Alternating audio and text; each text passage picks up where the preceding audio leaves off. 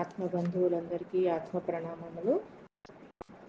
Immortal talks part 7 ఫిబ్రవరి 2025 ధ్యాన జగత్ సంచిక నుండి. మాతంగుల గూడెనికి కాబోయే నాయకుడు అయిన ఉర్వా యొక్క ప్రియురాలు ఉర్మికి కర్మ సిద్ధాంత ప్రణాళికలను వివరిస్తూ శ్రీ ఆంజనేయ స్వామి మూర్ఛవ్యాధితో బాధపడుతున్న ఆమె గత జన్మల రహస్యాలను తెలియజేశారు.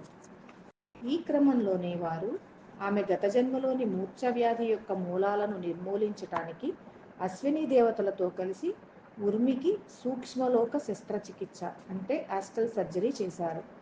ఆ సూక్ష్మలోక శస్త్రచికిత్సలతో తన గత జన్మ కర్మలకు చెందిన మూర్ఛవ్యాధి నుంచి సంపూర్ణ స్వస్థత పొందిన ఉర్మి యమధర్మరాజుని సైతం ఎదుర్కొని విధి విజేతగా మృత్యుంజయురాలై తన తోటి మాతంగ మహిళలతో కూడి గూడానికి చేరుకుంది.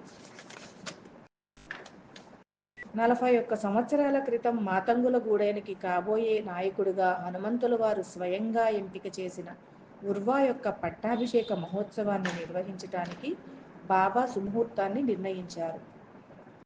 దాని ప్రకారం గూడెంలో విస్తృతమైన ఏర్పాట్లు మరి అలంకరణలు జరపబడుతున్నాయి. ఈ 41 సంవత్సరాల పాటు గూడానికి కాబోయే నాయకుడిగా రకరకాల శిక్షణలను పొందిన ఉర్వను మరి అతడి ప్రియురాలు మరి గూడానికి కాబోయే నాయకురాలు అయిన ఉర్మిని ఆ మహోత్సవం కోసం సిద్ధం చేయసాగారు బాబా మరి అతని భార్య మాత. ఇందులో భాగంగానే గూడెం మధ్యలో ఉన్న దేవతా విగ్రహానికి ఎదురుగా ఒక పెద్ద వేదిక మరి ఆ వేదిక మధ్యలో హనుమంతుల వారి కోసం ఆసనం ఏర్పాటు చేయబడ్డాయి. శాపగ్రస్తమైన కొన్ని ఆత్మలు చనిపోయాక కూడా భూమినే పట్టుకుని వ్రేలాడుతూ బలహీన మనస్కులైన వారిలో చొరబడి కార్యక్రమాన్ని చెడగొట్టకుండా కార్యక్రమం జరిగే వేదిక చుట్టూ ప్రత్యేక తైలాలతో నింపిన దీపాలను రక్షణగా ఉంచారు. మర్నాడు ప్రాతకాలమే ఉర్వను వెంటబెట్టుకుని వేదిక దగ్గరికి చేరుకున్న బాబా అతడిని వేదిక చుట్టూ అమర్చిన 164 దీపాలను వెలిగించమని చెప్పాడు. ఉర్వ అలా ఒక్కొక్క దీపాన్ని వెలిగిస్తూ ఉండగా అతని బంధువైన బసంత పరుగు పరుగున రొప్పుకుంటూ వచ్చి వేదిక లోపలికి ప్రవేశించడానికి ప్రయత్నించాడు. అది చూసిన బాబా ఒక్కసారిగా అక్కడ వెలుగుతున్న దీపపు ఒత్తిని పెద్దగా చేశాడు. ఆ వెలుగును తట్టుకోలేని బసంత కళ్ళు మూసుకుని నేలపై పడిపోయాడు. కాసేపటికి అతడిని లేవనెత్తి ఉపచారం చేసి ఇంటికి పంపించిన బాబా అతడిని ఆవహించిన అసురుడిని అంటే శాపగ్రస్తమైన క్రింది స్థాయి ఆత్మను వెళ్ళగొట్టినట్టు తెలిపారు. ఇదే విషయాన్ని ఉర్వకు వివరిస్తూ బాబా దీపాలను వెలిగించటం వల్ల ఆ కాంతి మనలో ఆత్మయుత ఎరుకను కలుగచేసి శాపగ్రస్త ఆత్మల నుంచి మనం దూరంగా ఉండేటట్లు చేస్తుంది. సాధారణంగా గ్రామాలలో కాపలాదారుడు విజిల్ ఊదుకుంటూ రాత్రంతా పహారా కాస్తాడు. దాని అర్థం ఆ విజిల్ చప్పుడుకి గాఢ నిద్రలోకి జారుకోకుండా గ్రామస్తులందరూ కాస్త మెలకువగా మరి అప్రమత్తంగా ఉండాలని. లేకుంటే దొంగలు ఊరిలోకి వచ్చి గాఢ నిద్రలో ఉన్న వారి ఇళ్లను దోచుకుంటారు. అలాగే ఆత్మయుత ఎరుకను కోల్పోయిన వాళ్లలోకి కూడా శాపగ్రస్తమైన సురులు మరి అసురులు అనే అదృశ్యాత్మలు దొంగల్లా ప్రవేశిస్తాయి. అలా ప్రవేశించి ఆ దేహాన్ని తమకు ఆవాసంగా చేసుకొని తాము చేయాలనుకున్న పనులన్నీ వాళ్లతో చేయిస్తూ ఉంటాయి అని చెప్పారు బాబా. ఇది నేను నమ్మలేకుండా ఉన్నాను. మరి అలాంటి పరిస్థితుల్లో ఆ వ్యక్తిలో ఉండే అసలైన స్థానిక ఆత్మ ఏం చేస్తుంది బాబా అని అడుగుతున్న ఉర్వ భుజంపై చేయి వేస్తూ, ఆ స్థానిక ఆత్మ తన స్వస్వరూపాన్ని మరిచిపోయి నేను ఈ దేహంలో నివసిస్తున్న ఆత్మని అని కాకుండా నేనే దేహం నేనే మనస్సు అని అహంకరించినప్పుడు మాత్రమే ఇలా అజ్ఞానంలో మునిగిపోతుంది. ఆ అజ్ఞానాన్ని తమకు ఆహ్వానంగా తలచిన శాపగ్రస్తమైన ఆత్మలు వాళ్ల శరీరాల్లోకి ప్రవేశించి అజ్ఞానపు అహంకారంలో మునిగి ఉన్న స్థానిక ఆత్మను మరింత నిద్రాణ స్థితిలోకి నెట్టివేస్తాయి అని వివరించారు. ఇంతలో తెలతెలవారుతూ ఉండటంతో సూర్యకిరణాల వెలుగులో ఉర్వకు నాయకత్వం అప్పగించే చర్నా ఉత్సవం మొదలైంది. మాతంగుల పూర్వీకులైన బ్రాహ్మణులు ఉత్సవం తంతును మొదలుపెడుతూ వేదిక మధ్యలో ముకుళిత హస్తాలతో నిలబడి ఉన్న ఉర్వ మరి ఉర్మిలను మంత్రజలంతో సంప్రోక్షించి, మేము కేవలం దేహాలం కాదు, దేహాలలో నివసిస్తున్న ఆత్మలం అన్న ఎరుకలో మీరు ఉన్నారా అని గట్టిగా ప్రశ్నించారు. అవును అని సమాధానం ఇచ్చారు ఉర్వ మరి ఉర్మి. మళ్ళీ కొన్ని మంత్రాలను గట్టిగా వినిపించిన బ్రాహ్మణుల బృందం మేము మనస్సు కాదు, మాకు మనస్సు ఉంది అన్న ఎరుకతో మీరు ఉన్నారా అని మళ్ళీ ప్రశ్నించారు. అవును అని సమాధానం ఇచ్చారు ఉర్వా మరి ఉర్మి. మళ్ళీ గట్టిగా మంత్రాలను జపిస్తూ 164 దీపాలు వెలిగించబడిన చర్నా వేదిక చుట్టూ ఉర్వతో మరి ఉర్మితో ప్రదక్షిణ చేయించి దేవత ముందు నిలబెట్టి, మీ ఉనికి మీ శరీరంలో, మీ మనస్సులో, మీ బుద్ధిలో మరి మీ సంస్కారాలలో ఉన్నా సరే నేను అవేవీ కాదు, నేను వాటితో కలిసి జీవిస్తున్న ఆత్మను అన్న ఎరుక మీలో ఉందా అని మళ్ళీ ప్రశ్నించారు. అవును అని వినయంగా సమాధానమిచ్చారు ఉర్వా మరి ఉర్మి. శాపగ్రస్తులైన సురులు మరి అసురులు అన్న ఆత్మలను గురించిన జ్ఞానం మీకు ఉందా? ఒకవేళ వాళ్ళు ఇక్కడే మీ చుట్టూ ఉన్న వాళ్ళ దేహాలను ఆక్రమిస్తే వాళ్ళను మీరు గుర్తించగలరా అని ప్రశ్నించారు బ్రాహ్మణుల బృందం. అవును అని సమాధానం ఇచ్చిన ఉర్మి మరి ఉర్వలను మళ్ళీ చర్నావేదిక చుట్టూ ప్రదక్షిణ చేయిస్తూ మంత్రాలు చదివిన బ్రాహ్మణులు వారిచే దీపాలన్నీ వెలిగింపచేశారు. చివరగా ఉర్మి మరి ఉర్వ ఇద్దరూ బాబా మరి మాతలతో కలిసి మూడవసారి మంత్రాలు చదువుతూ చర్నా వేదిక చుట్టూ ప్రదక్షిణ చేశారు. అలా 3 సార్లు ప్రదక్షిణ తంతు మరి ప్రమాణాల తంతు ముగిసేసరికి చర్నా వేదిక చుట్టూ ఒక నల్లటి మేఘం క్రమకుగా ఆ హఠాత్ పరిణామానికి అక్కడ ఉన్న వాళ్ళంతా కూడా తాము ఒక చీకటి గుహలో బంధించబడినట్లు భావించారు. అది అంతా కూడా అసురుల బృందం ఆ వేదిక లోపలికి ప్రవేశించడానికి చేస్తున్న ప్రయత్నం అని గ్రహించిన బ్రాహ్మణుల బృందం గట్టిగా మంత్రాలు చదువుతూ ఉర్వచే వేదిక మధ్యలో కొలువై ఉన్న వారి దేవత ముందు దీపాన్ని పెద్దగా ప్రజ్వలింపచేశారు.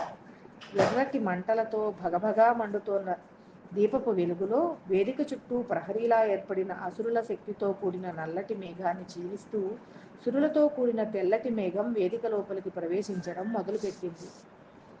ఈ పరిణామం పట్ల అత్యంత ఎరుకుతో ఉన్న మాతంగులందరూ కళ్ళు మూసుకొని చేతులు జోడించి పెద్దగా మంత్రాలు చదువుతూ వేదిక మధ్యలో హనుమంతుల వారి కోసం ఏర్పాటు చేసి ఉన్న సింహాసనం ముందు మోకరిల్లారు.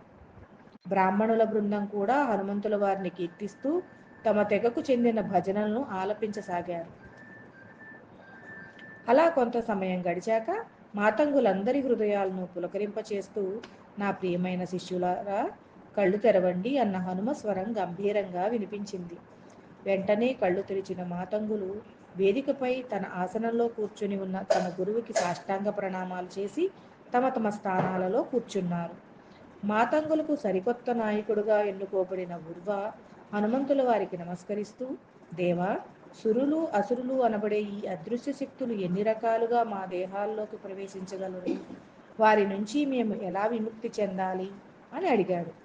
ఉర్వ ప్రశ్నకు సమాధానం ఇస్తూ హనుమ, నిన్న రాత్రి నేను అశోక్ అనే భక్తుడి ఇంట్లో జరిగిన ఒక విచిత్రమైన సన్నివేశాన్ని మీకు వివరిస్తాను. అశోక్ రాత్రి భోజనం చేస్తూ ఉండగా మధ్యలో అతనిలోకి ఒక అదృశ్య శక్తి వచ్చి చేరింది.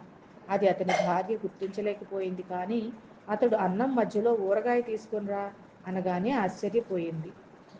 నీకు ఊరగాయ ఇష్టం లేదు కదా అని అడగగా, అయితే ఏంటి, ఇప్పుడు తినాలనుకుంటున్నాను, ఇంట్లో ఉందా అని అడిగాడు అశోక్ అసహనంగా. ఉంది అంటూ ఆమె ఊరగాయ తీసుకుని రావడానికి వంటగదిలోకి వెళ్ళగానే అశోక్ యొక్క స్థానిక ఆత్మ వచ్చి అతనిలోకి ప్రవేశించడం, మరి అదృశ్య ఆత్మ అతనిలో నుంచి వెళ్ళిపోవడం జరిగింది. ఇదిగో ఊరగాయ అంటూ ఆమె వడ్డిస్తుండగా, నేను ఊరగాయ అడిగానా, నాకు గుర్తులేదే, సరే వడ్డించు అంటూ అశోక్ ఊరగాయతో తన భోజనం ముగించాడు. అంటే ఊరగాయను తినాలన్న కోరికతో ఉన్న ఆ అదృశ్య శక్తి తన కోరికను అశోక్ శరీరంపై మరి మనస్సుపై జ్ఞాపకంగా వదిలి వెళ్ళింది. అవి తెలియని అతడి స్థానిక ఆత్మ అది తన జ్ఞాపకం అనుకోవడంతో అతడు దానిని తినేశాడు. ఇలా సాధారణంగా అదృశ్య శక్తులు తాము ఆక్రమించిన దేహం మరి మనస్సుల యొక్క వ్యక్తిత్వాలను అనువర్తిస్తూ ఉంటాయి.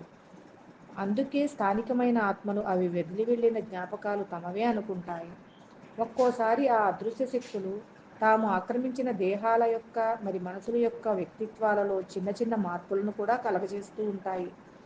స్థానిక ఆత్మలు వాటిని గుర్తించి ముందు కొద్దిగా తిరస్కరించిన కాలక్రమంలో అవి ఆ మార్పుకు అలవాటు పడిపోతాయి. అశోక్ విషయంలో ఇదే జరిగింది. ఒక్కోసారి ఏదైనా ఒక ఉన్నత కారణం కోసం కూడా ఇలా ఆత్మల యొక్క పరస్పర మార్పిడి జరగవచ్చు. నేను కూడా నా భక్తులు ఎవరైనా ఆపదలో ఉన్నప్పుడు వారిని విధి నుంచి తప్పించటానికి ఇలా ఆత్మల మార్పిడి చేస్తూ ఉంటాను. ఇటీవలే ఉర్మి ఆత్మను కూడా రామ్నారాయణ ఆత్మతో పరస్పర మార్పిడి చేసి ఉర్మిని మృత్యువు నుండి తప్పించగలిగాను. బాబా లాంటి జ్ఞానవృద్ధుడు మాత్రమే నేను చేసిన ఈ మార్పును పసిగట్టగలిగాడు. కనుకనే ఉర్మిలోని రామ్నారాయణ ఆత్మను గుర్తించి అతడు ఏ ప్రేమ కోసం తప్పిస్తున్నాడో దానిని అతడికి అందించి స్వాంతనపరిచి పంపించాడు. ఆ తరువాతే మృత్యువు అనుభవాన్ని పొందిన ఉర్మి మృత్యుంజయురాలుగా వచ్చి తన దేహంలో చేరిపోయింది. ఇలాంటి మార్పులు స్థానిక ఆత్మలకు మరి అదృశ్య ఆత్మలకు కూడా లాభదాయకంగా ఉంటాయి కనుక సాధారణంగా దేవతలు తమ తమ భక్తుల కోసం ఇలాంటి ప్రక్రియలు చేపడుతూ ఉంటారు. ఈ ప్రక్రియలో స్థానిక ఆత్మ ఎరుక స్థితిలో ఉంటే అంతా మంచే జరుగుతుంది. కానీ స్థానిక ఆత్మ భయం, కోపం, విచారం, ఏహ్యం, షాక్, ఆందోళన మరి ఉదాసీనతలతో నిండిన భావోద్వేగాలతో ఉంటే వారిలో నకారాత్మక శక్తులతో కూడి ఉండే ఆత్మలు అంటే అసురులు ప్రవేశించి వారి జీవితాన్ని చిన్నాభిన్నం చేస్తాయి. ఒకవేళ ఏదైనా అద్భుతం జరిగి ఆ స్థానిక ఆత్మ భయం నుంచి బయటపడితే ఆ దేహంలో ఉన్న అదృశ్య అసుర ఆత్మ ఆ దేహాన్ని విడిచి భయంతో నిండిన ఇంకొక దేహాన్ని వెతుక్కుంటుంది. అలా విచారం, కోపం, ఆందోళన ఇంకా అనేకానేక భావోద్వేగాల పట్ల కూడా ఇదే జరుగుతుంది. అలాగే సురులు కూడా ఆనందం, నమ్మకం, ఆశ, వినోదం మరి జాలి వంటి సకారాత్మక భావోద్వేగాలతో స్థానిక ఆత్మ నిండి ఉన్నప్పుడు సకారాత్మక శక్తులతో నిండి ఉన్న సురులు ఆ దేహంలో ప్రవేశించి వారిలో ఆయా భావాలను ఇంకా పెంచి పోషిస్తూ ఉంటారు. ఇలా సురులు మరి అసురులు నకారాత్మక మరి సకారాత్మక భావాలను కలిగి ఉన్న మనుషుల దేహాలలో ప్రవేశించడం వల్ల నష్టం ఏమీ ఉండదు. కానీ అవి అక్కడే తిష్టవేసి శాశ్వతంగా ఉండిపోతే మాత్రం స్థానిక ఆత్మ యొక్క అభివృద్ధి ఆగిపోతుంది. దానివల్ల ఆ స్థానిక ఆత్మకు ఆత్మలోకాలలో కూడా చాలా నష్టం వాటిల్లుతుంది. కనుక జీవితంలో ఎవరైనా సరే విచారంగా ఉండవచ్చు, కోపంగా ఉండవచ్చు, భయంతో ఉండవచ్చు, బాధతో ఉండవచ్చు, ఆందోళనగా ఉండవచ్చు, సంతోషంగా ఉండవచ్చు, నమ్మకంతో ఉండవచ్చు, వినోదంగా ఉండవచ్చు, మరి జాలితో కూడా ఉండవచ్చు. అలా తమ భావోద్వేగాలను ప్రదర్శించే హక్కు ప్రతి ఒక్కరికి ఉంటుంది. కానీ వాటిలోనే శాశ్వతంగా కూరుకునిపోయి ఉండటం తప్పు. అందులో స్థానిక ఆత్మకు ఎలాంటి అభివృద్ధి ఉండదు కనుక అలా శాశ్వతంగా ఏదో ఒక భావోద్వేగాలలో కూరుకొని ఉండటం అన్నది ఆ దేహంలో ఉన్న సురులు మరి అసురుల ప్రభావం అని గుర్తించి తక్షణం ఆత్మయుత ఎరుకలోకి రావాలి. ప్రతి క్షణం నిర్గుణ స్థితిలో ఉంటూ స్వీయ ఆత్మ చైతన్యంతో ఎదగాలి. మళ్ళీ వచ్చే నెల కలుసుకుందాం. Thank you.